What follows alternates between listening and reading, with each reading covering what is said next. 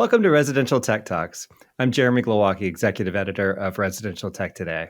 On this week's podcast, Dave Pedigo joins us from Indianapolis, where he is, for the past 2 years, the CEO of Auralex Acoustics. You may be more familiar with Dave from his 14 years as Director of Emerging Technologies at Cedia, or if you're Facebook friends, his passion for Wordle. David, who doesn't have a passion for Wordle these days, right? Correct. Dave and I have known each other for a long time, having lived in the same metro area for probably the past 15 years and crossing paths at hardware stores and industry events and connecting for articles that we've been working on. But with his relatively new role at Auralex, I wanted to chat today about acoustics and acoustical products. But per usual on this podcast, I also want to dive into Dave's life and career and how he got to where he is today. Dave Pedigo, welcome to the podcast. Thanks for having me. I really appreciate it. Well, you and I have had a couple of podcasts together in prior years when we were on Resi Week for AV Nation, but first time on this one. So wanted to do it the Residential Tech Talks way and start maybe just kind of walking through how you got into tech and going back even to childhood. Were you always kind of a tech kid growing up or into taking stuff apart or? Not at all. Not even an ounce. So I know you can't tell by looking at me on Facebook these days, but I used to be relatively athletic and trim. And I have seen pictures. Yeah, sports was my life. I grew up in sports, and if I wasn't doing sports, I was doing woodworking. Those were my my interests, and I actually always had a really strong interest in politics and history. And so I went to college, and my degree is actually in social science and secondary education. So my favorite person in the world, not other than my wife and children, is my aunt, and she is a retired speech pathologist, and she got me into the teaching world. Yeah. So I went and taught at-risk youth for 5 years for kids who've been expelled for minor behavior all the way up to attempted murder, rape, those kind of things out in Baltimore. Wow. Okay. And, after, 5 years of teaching, I just realized that I wasn't going to be able to support a family on a teacher's salary, unfortunately. But so I went to work for my dad's company. So I like to say he didn't get me the job, but he opened the door for me to interview. They had a technical trainer position open. And I'm like, I don't know anything about technology at all. I know about history and politics and social science and adult education and or not adult education, just education in general. And I got there and I was like a fish to water. So when I went to Hughes Network Systems, which was a company that launched the satellites for DirecTV, owned the satellites, actually at some point in time, were acquired by DirecTV. Actually, I got laid off like 3 weeks later after DirecTV bought them, but it was instantaneous. They needed a trainer, and they're like, "Well, can you figure out how to, can you figure out a technical topic?" And so I learned a basic IP. I taught myself IP and just said, "Okay, well, I'll teach this." It got me the job. And so then for a couple years, I was a technical trainer at Hughes, teaching at a call center, mostly creating content and teaching for call center agents for troubleshooting for technology.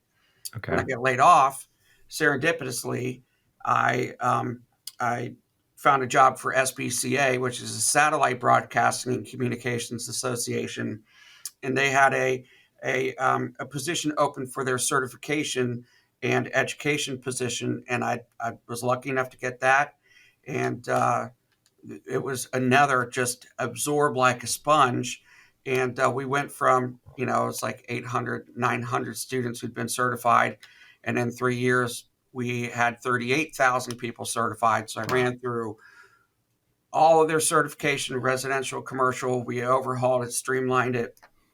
And then I just happened to teach a class at Cedia, and Margaret Sheehan saw me teaching And she was like, "Hey, if you're interested in the position, I'd love for you to come work for us."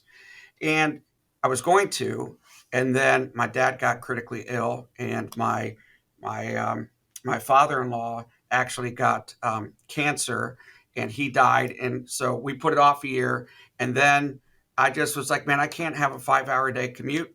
I went to CEDIA. I was there, um, director of technical training to start, and then a couple of years later had opportunity to interview for. I didn't get it. Interview for the technology position, and then I ultimately left CEDIA as the vice president of emerging technologies, and it was amazing because I really did not come from a technical Yeah. background. I'm not an audiophile. Like, I don't sit there Hmm. and I have hearing loss in both ears. I actually was that close to joining the Navy, but they failed me because I don't have amazing hearing. Hmm. Which, ironically enough, acoustics is more important for me because I can't understand when there's a lot of reverb around because Hmm. my ears are so bad. But I Interesting. just, for a lot of people are like trying to find their way or whatever. And uh, I had no idea that I was going to do this until I was like 27 years old. Technology was not a part of my life at all until then, other than playing video games. Right. So, Well, it goes to show that you're maybe a good teacher and a very good student to learn all that stuff on the fly, because that's a crazy process of getting kind of the technical chops on the on the job, essentially. well, Um, I I know how that is. I will put it this way: that I used my house as a guinea pig Yeah. for a long time. But so I was blessed with a lot of content that had already been created at Cedia, as an Mhm. example. And I just vague. This is going to make me sound not the most manly person in the world, but like I'd be tired because I'd do something all day. I'd go, I'd take a bath, and I'd have training manuals, and I just even in the bathtub or sitting on the toilet reading this, and it's never stopped. And so for anybody who's listening to this, there was a report done by the World Economic Forum. This is probably 3 or 4 years ago. They do it every year called the Future of Jobs. But they talked about how everything is changing. And those who want to be successful, you have to become a lifelong learner. Mhm. And so that's kind of what I would say is I enjoy learning. I'm a self-professed nerd, and anybody can do this. What we do is not rocket science. Yeah. There are hard things. I could never be a programmer, ever, ever, which is ironic because my dad was a programmer for Mm. years. But in general, it's just, I think we pigeonhole people too quickly as to what career they're going to do because you don't know what you're going to be good at and you don't know what you're going to really love until you get a little bit older, for sure. Right. Yeah. And I mean, I think that what I hear from you and something I think of myself is not to fear that opportunity or something new. Yeah. That seems to get in the way for so many people because you look at a job opportunity and you just like have a cold sweat, like, no, like that's way over my head, or I don't know enough about that. And I mean, how many things do we not know about until we get into it or we do the research? So All you right. clearly Well, show you can do that. so I'm going to tell you a quick story because you're so right. So a friend of mine, I'm not going to name her name, but you know her. I'll tell you offline who she is. Um, and she switched jobs. She was in the CD industry, stepped away for a couple of years, and then she took a new job. And she calls me 2 days later after she started her new job, and it's like, I need you to walk me off a cliff because I think I've taken the wrong job. And it's because she's scared or lack of confidence. And this is the most competent woman I've maybe ever met in my entire life. Hmm. And it's like, listen, it's always going to be scary. It's always going to be hard. I mean, being a CEO, I'll tell you, it's it's very scary on a daily basis. But if you don't feel a little pain, it doesn't mean you're not growing either. So my advice to her was give it 90 days, give it 120 days, and then reevaluate and see how you are. But those pains that you're feeling are also because you're a perfectionist and you want to do things perfect right out of the bat. And ultimately, your expectations of what you need to do versus what your employer's expectations, because I know the level you are probably not the same. So take a deep breath, realize that you're growing, and you're going to be super successful. Well, I want to continue our conversation about your CEDIA years, because I know there's probably some great stories and lessons there to still cover before we start talking about your current role at Auralex. But first, we're going to take a short break. Founded in 2005 by a team of highly skilled audio veterans, Wet Sounds is an award-winning, Texas-based marine audio company bringing a level of performance, style, and durability unparalleled in the audio industry. Wet Sounds is proud to introduce you to the Venue Series 110-volt, 1200-watt 4-channel amplifier system. The VS1200 amplifier was specifically designed to power Venue Series products while utilizing a 110-volt power source. Included is the VS-LS ENC, a purpose-built landscape enclosure designed to house the Wet Sounds VS1200 amp with the plug-and-play media center in harsh outdoor environments. Learn more, visit wetsounds.com. Welcome back. We're talking with Auralex Acoustics CEO, Dave Pedigo. Dave, I wanted to dive a little bit further into your CEDIA years and maybe just give me, I'll leave it really open-ended. What are some of your best memories of being there? I know probably a lot of the people you worked with are the great things that you remember, because I know so many great folks that you were colleagues with there. But anything jump out at you, or things that you're proud of from your time there? Well, the first thing I would say is the volunteers and the staff members are lifelong friends. And for those who are not members of CEDIA and don't understand the membership or why you join, it's the peer-to-peer that's the most mind-blowing for me. It's just amazing. Accomplishments, that's kind of hard. The CEDIA Future Tech Pavilion that we did for 3 years was really, really cool. And now that I'm able to look back at it like 8, 9, 10 years ago, and we can see the technology that we actually showed there that is now coming to fruition, I will tell you, really hard to do. I wound up in the emergency room with pneumonia twice after putting those on. It was tough. I started the CEDIA Technology Council. As I said, I had to apply for it and interview against very talented individuals, and so it's still running 10, 12 years later. So we started the standards actually, I guess it's 15 years later, 2007. So the standards that they're working now, I guess CEDIA just got ANSI accredited. Yep. The documents that we put together, the CEB 22, CEB 23 on home theater audio design, home theater video design, that have really, truly been amazing. And I can't say that I take credit for that. I was part of it. I was the staff lead, but it's all the brilliant minds behind me that did it. And just the state of the education is just amazing. And it's amazing where they're going. It was an amazing ride. And all of it was absolutely built on the backs of the volunteers and the staff members behind me. So that's for sure. I will give you credit. When at a certain point in time, I would go to, say, an HTSA meeting or ASIO, or one of the buying groups, and you would be there representing CEDIA and would often be a guest speaker about some topic, usually talking about maybe certification or something.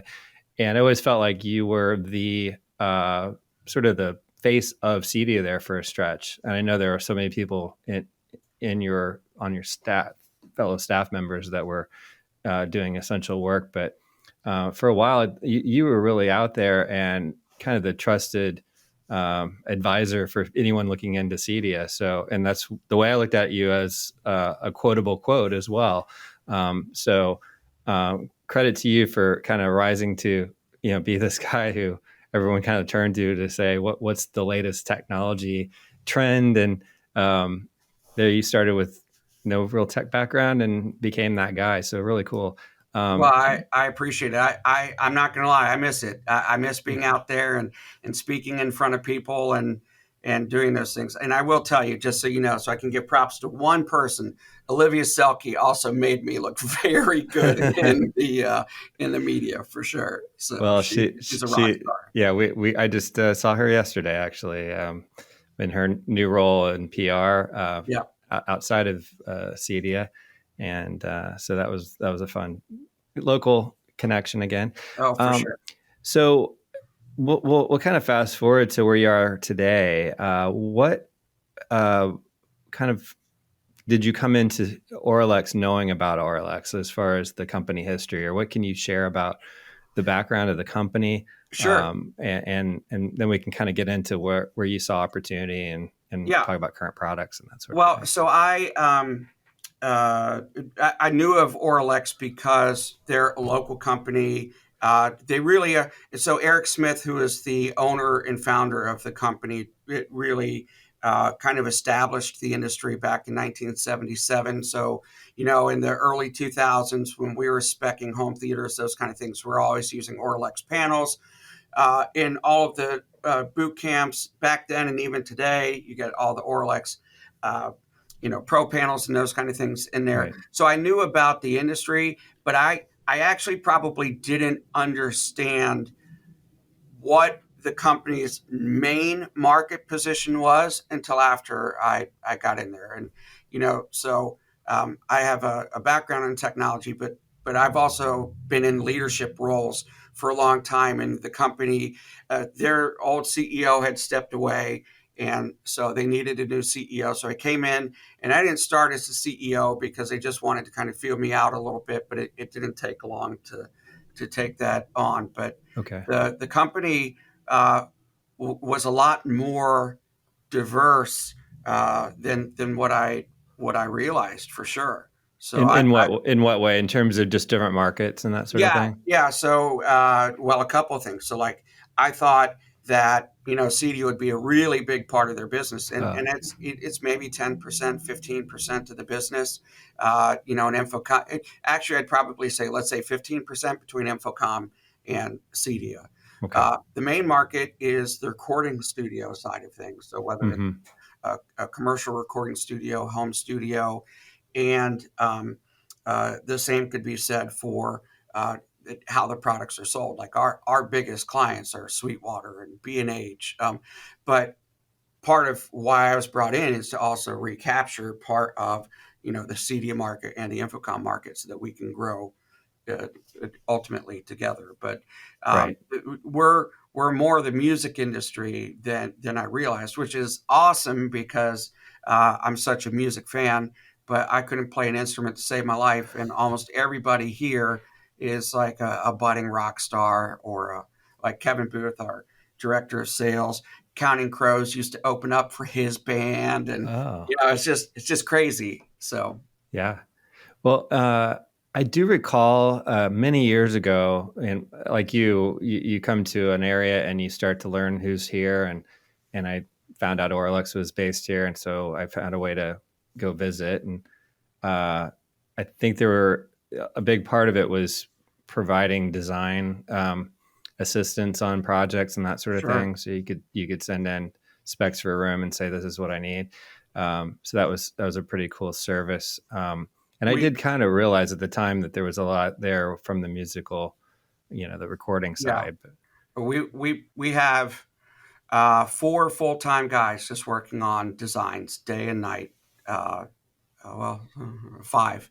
So yeah, it's a big part of what we do, and we never charge for it. It's just a free service. However, the demand is high, so it might take a couple weeks. We're right. working on streamlining that process. But well, how much changes? Because I would think that acoustical products, that the technology, the science of it's kind of figured out at this point. How much changes in terms of materials? I know you've only been there a couple of years, but is there a lot of product change, or is it really just working with sell-through and clients and that sort of thing?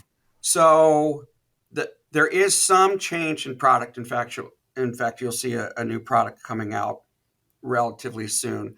But but it's still a tweak. Like when you look at it, when it comes to acoustics, you have to think of it in kind of a couple sections. One is the acoustics, the treatment side of it. How does sound inside a room?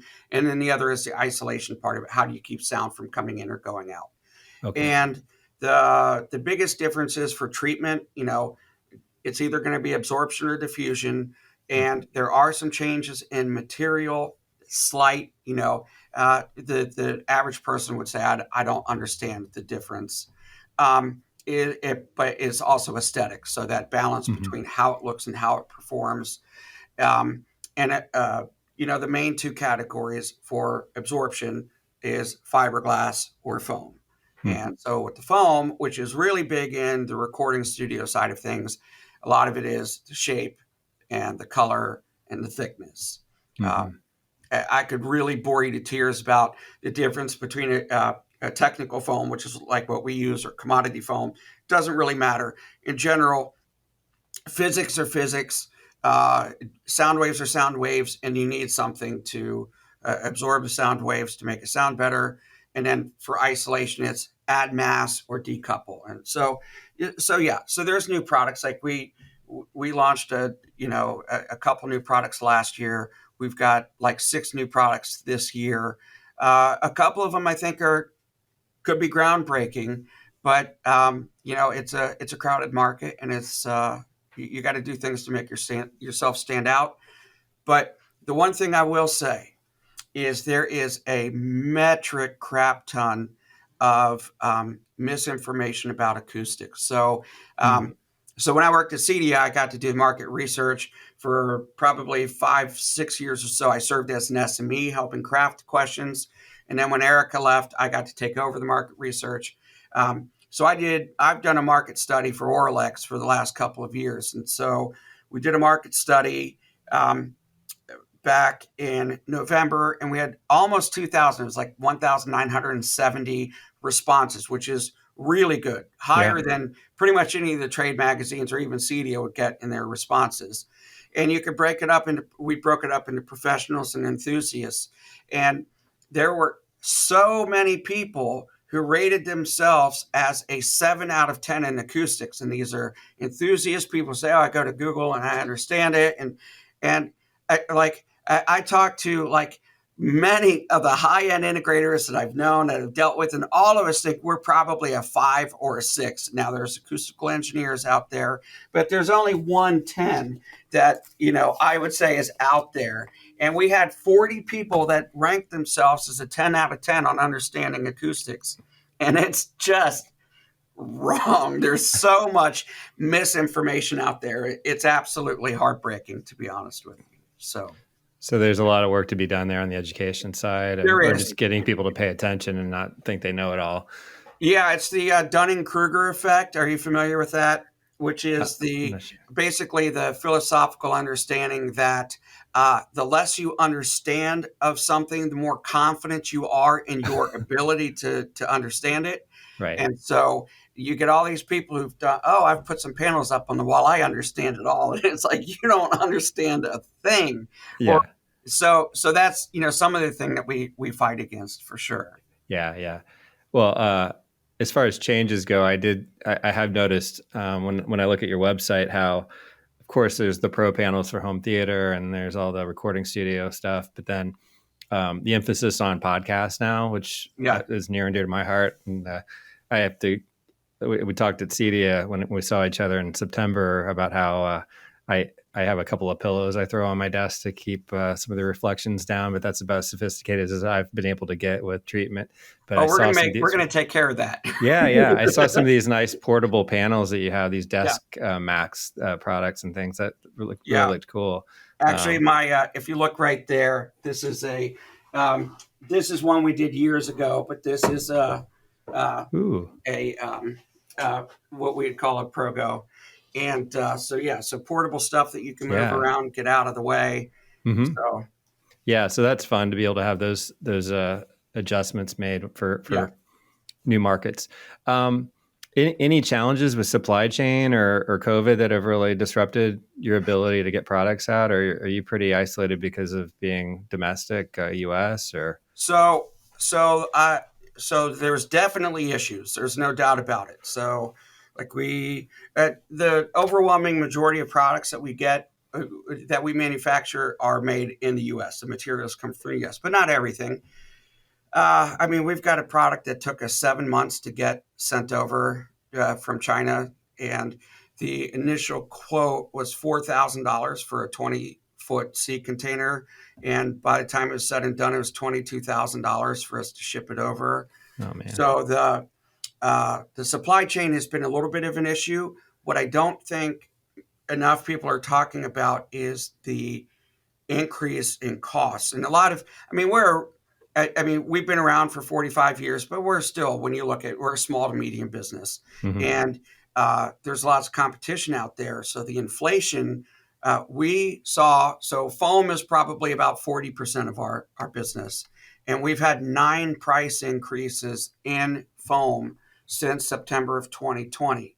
We ate as much of that as we could to not try to price people out, but that's really tough. And then you see that sea containers going from $4,000 to $22,000. So the supply chain has been an issue. Like one of the products that we do, we went from a 5-day lead time to 120-day lead time, and it's a big runner for us. But in general, the bigger challenges that we have faced are inflationary pressures that we have faced, and then the difficulty in actually hiring and retaining, basically mostly production and warehouse work, where we've increased our wages by 50%. And don't get me wrong, it's the right thing to do. But it's also hard because whether people realize it or not, as a manufacturer, if you have an increase in the cost of your workforce, you are going to ultimately have to pass that cost off to your consumers. So we've absorbed as much as we can. We've only had 2 price increases, since I've started, but it's 2 more than I would have liked to have done. Yeah. Well, these are for sure challenges that a CEO hasn't had to face as much until recently. And here you are, your first CEO role, and you get an opportunity to feel that. Yeah, there's a reason why I had a cardiac stress test today. You need to take. You want me to test? If you want to test my stress, I test positive. So okay, yeah, I know. I've seen your health reports over the years, and I worried when I heard you needed to have that done. I hope you're able to I just turned 50, so it was just kind of. It was just a scheduled thing. Well, you've got something else on the docket if you just turned 50, which I didn't enjoy myself. It's also it's coming. Yeah, that's the worst. Yeah, it's the worst. Well, but ultimately they're good problems to have, but like if we look at the economy in general, so we say, oh well, I just saw a report yesterday about GDP grew by 5.4% in 2021. Well, yeah, but that was almost all an increase in inflation. If you actually were to take the inflation rate out, we probably saw a decline. And and then COVID is just trying to make sure that especially when you work as a manufacturer, trying to keep your employees safe and healthy. Like my absolute most productive, best employee is a 77-year-old woman who is our production manager. She just loves to work. She works hard, but I'm scared of, what happens if she were to get sick. And, these are all things that are scary and difficult. And so I don't think until I became a CEO, I don't think I realized how small most of probably the CEDIA manufacturing companies are. They present as these really big persona companies, but they're relatively small companies. And unless you get into like the Snap AVs or Crestrons or, $100 million, $200, $300 billion companies. But most of the companies that we would deal with and probably you deal with, they're relatively small companies, and the pressures that have been put on them over the last couple of years are immense. Yeah, for sure. That's a good perspective to keep in mind, for everybody in this industry, for sure. Hey, lightening the topic a bit, and as just sort of a wrap up, I wanted to point you in a direction that I think of something that I saw on Apple Plus. Do you watch anything on Apple Plus? I do. Have you seen, and it's so hard, that interface, I can't find things when I want them, but there's a series, like a 5-episode or 6-episode series called Watch the Sound with Mark Ronson. Oh. Mark Ronson is the music producer who worked, he got famous for working with Amy Winehouse on her first big album. Sure. And he was a young guy then, and his stepdad was in the band Foreigner, so he was around a lot of rock stars growing up, but he's a pretty acclaimed producer these days. And he goes through the different things, like he did a whole episode on reverb, and that one I think is the one that you just need to, I think that might even be the first one or the second one.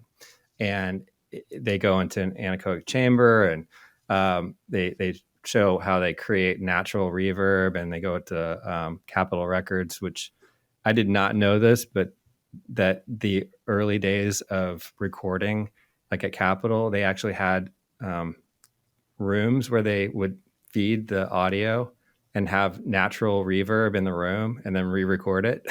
Really? Yeah. So they take a dry recording of someone singing, and they pipe it into this room with microphones and speakers and have it bounce off the walls in there and get the natural echo, the reverb, and then re-record it to make it sound bigger. That's pretty funny, but that doesn't surprise me because it's always easy to add things in. It's really hard to take them out, which is why, so like, unlike a home theater where people put they either don't treat it all or they put way too much treatment in, so your RT time should be between 0.2 and 0.4, usually 0.3 is what we look for, but people over-treat it. You want some reflection in the room.